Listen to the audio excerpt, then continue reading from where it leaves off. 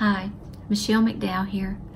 Lesson 15 teaches us a valuable lesson. What happens when we refuse to listen to God? This is what happens to Pharaoh when he refuses to listen to God. Moses does leave Midian. He comes back to Egypt to rescue the Israelites as God had instructed him to do. He went before Pharaoh and he told him, "The Lord God of Israel told me to come and to say to you, let my people go, that they may celebrate and worship me." Pharaoh was not going to let the people go. His heart was hardened. He said, "Who is this Lord that I should obey his voice and let Israel go? I don't know this Lord. And besides, I will not let the people go."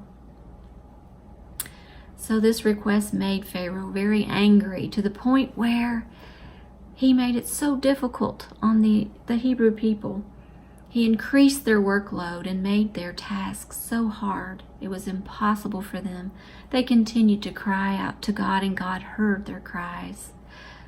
10 times Moses came to Pharaoh and said, "Let my people go." And 10 times, when Pharaoh refused, God began to send plagues. And the land that he possessed was quickly slipping out of his hands. The first 6 plagues were water turned to blood, and frogs, and gnats, and flies. And the Egyptian cattle died. And then there were boils. Pharaoh continued to say, "Let these plagues stop, and I will let your people go." And time after time, he reneged on his word. He said he was going to let the people go, but he did not. So God continued to put the pressure on Pharaoh. 9 times Pharaoh agreed to let the people go if God would just get rid of the plagues. Nevertheless, on every situation, he changed his mind. His heart was continued to be hard. He sent a next group of plagues: hail, locusts, and darkness.